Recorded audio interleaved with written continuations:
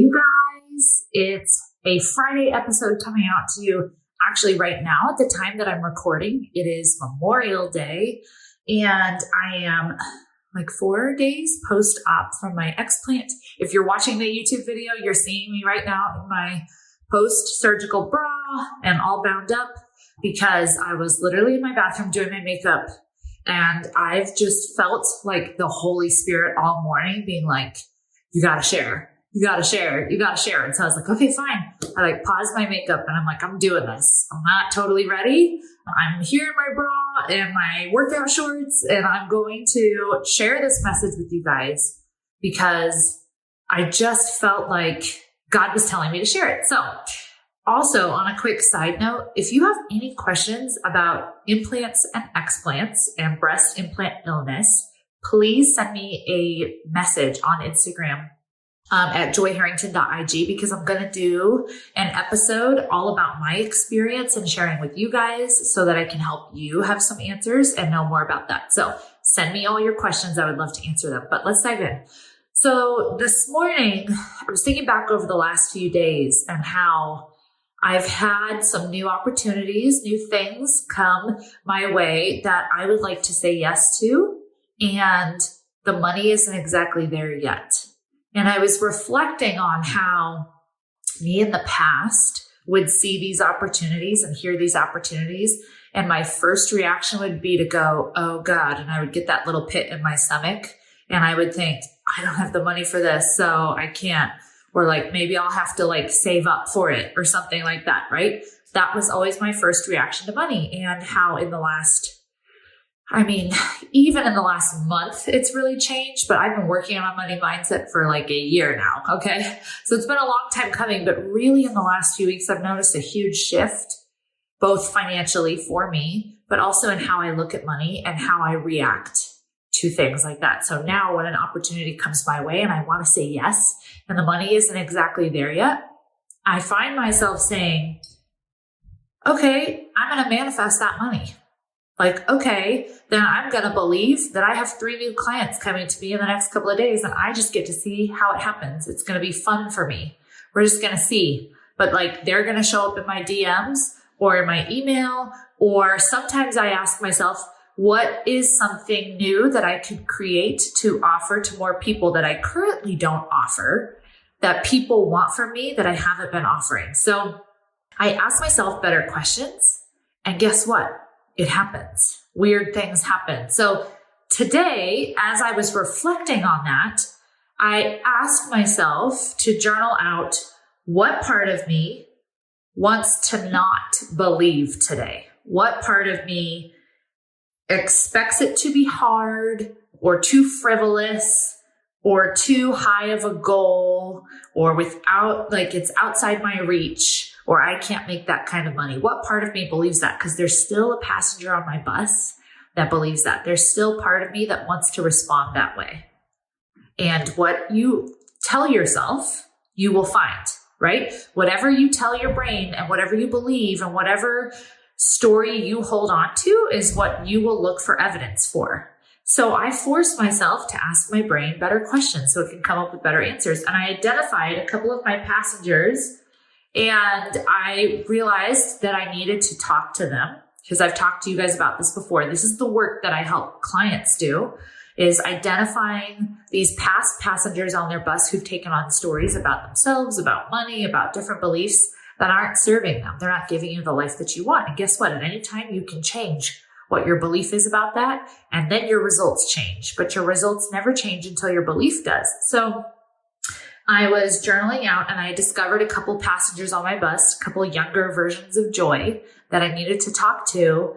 But then after talking with them, I always reframe. And this is a huge part of the work that I do with my clients to help them, because even if you talk to your passengers and tell them what they need, you can still choose to believe that. You can still choose to see through that lens. So a big part of the work is reframing. So how I do this, because this can be really hard for some people to grasp, how I reframe, and how I reframed this morning, which is why I wanted to share with you guys, was I looked back at a 12-year-old version of me who was told by people very close in her life that she was stupid, that she wasn't cool, that no one would ever want to marry her, that she wasn't anything special, right?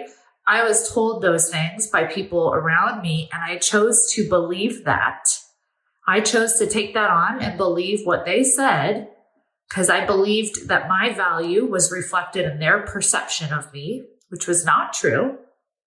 But I have believed that, and therefore it's created this lens that has caused me to look at everything in my life through this lens. I'm not special. I can't do these kinds of things. I can't make that kind of money, whatever it is, okay? And so when I reframe, I look back at that specific memory, and I always have my clients come up with a specific memory so we can reframe. And I ask instead, how did that exact thing happen for you? How is that exact thing going to be the reason why you do this? So why is being told that in that moment? And I remember how I felt in my white sneakers that I was told were grandma shoes. And I asked myself, Joy, why was that a good thing for you? Why did that make it so that now you can be exceptional? Now you can make a crazy amount of money. Now you can have a life that other people dream of. Now you can help thousands of people change their lives. And I looked at it from that perspective, and I was able to talk to that passenger, that 12-year-old me, and tell her, girlfriend, like you're hearing this right now, and I want you to know that this is just making you tender. This is painful, and this is how you start the process of growing your gift, because your gift is always born out of pain. Your gift, everyone comes to the earth, I believe, to this world, with a gift inside of them, and it's in the form of a seed. And you know how that seed starts to get to work? Through pain. Those painful experiences that you went through, that is the putting the seed in the ground. That is the watering the seed, the weeding the seed, letting the seed die, because the seed has to die before it can produce fruit, right? All of the painful circumstances in your life produce a gift inside of you in a raw form. Okay? So when you look back at your life and you see all these painful circumstances, guarantee there's a theme to them, number one. And number two, this is what cultivates the gift inside of you and starts growing it into a plant that can bear fruit, or a tree that can bear fruit, whatever you want to think of it as. But it is in raw form. So most people never tap into their gift because they don't know how to take that raw form and give it legs. They also don't know how to see the gift. Most people see the pain, they see the bitterness, they see the hurt, and that's all they see. They don't see the gift. So when I work with people, I help them see the gift.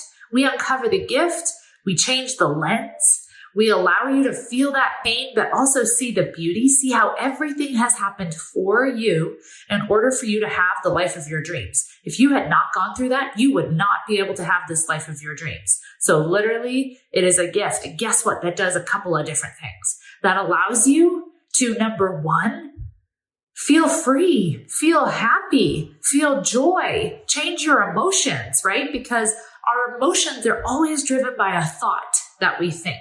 So if I think my life was hard, unfair things happened to me, it was painful, it wasn't fair of these people to say these things to me, they were unkind, I was hurt, I'm going to produce sadness, I'm going to produce anger, I'm going to produce a lot of negative emotions, right? That hold me back, probably resentment. But if I can flip my lens, flip the script and go, oh my gosh, these things happened because this person was a hurting person and they had no idea how to express what was inside of themselves. So instead they chose to dump it on me. And because they dumped it on me, it built character in me. It built tenderness in me. It built empathy in me. It gave me a way to now want to help other people, because I probably would want to help other people who've been through painful things if I hadn't been through painful things. So it literally gave me the path to create my dream life. Okay, it does a couple of different things. Number one, it changes your feelings. And number two, it allows you to start giving your gift legs. And when you give your gift legs, that is how you create your dream job. Literally, that's how you create your dream job, because your dream job and your impact in the world is always going to be taking your experiences, your gift that is personal to you, and then giving it legs to help other people. So that's what I get to help my clients do when I coach them on a daily basis. I get to help them reframe. I get to help them dig into these passengers, these things they're believing, and then turn around and turn that gift into their job, into a way to impact other people. And when you show up to serve and impact other people and give, the money follows always, right? Because you're showing up just wanting to help other people with something that you've been through. And because you have the passion behind it, the personal experience behind it, and it's unique to you, then you now have a niche. So I wanted to share that with you guys today and just encourage you to ask yourself better questions. When you look back, every morning you should be journaling and asking yourself really good questions like, what part of me wants to hide today? What part of me doesn't want to believe today? What part of me is criticizing myself today? Right? Identify those parts and then reframe those thoughts. And then really quick, I want to invite you guys, if you're like, oh my gosh, this just blew my mind. This is exactly what I need. I still have a couple spots left for one-on-one clients. I would totally love to work with you because coaching is what literally changed my life. And it will change yours too. When you can reframe your thoughts and change your emotions, it will change your life. And that's what I'm here to help you guys do. So please reach out to me on Instagram, send me a DM, and we will see if we are a good fit for each other. So remember, you guys, the pain brings the gift. Embrace it. Don't run from it. Learn how to use it to give your gift legs. I love you all. Have a beautiful day.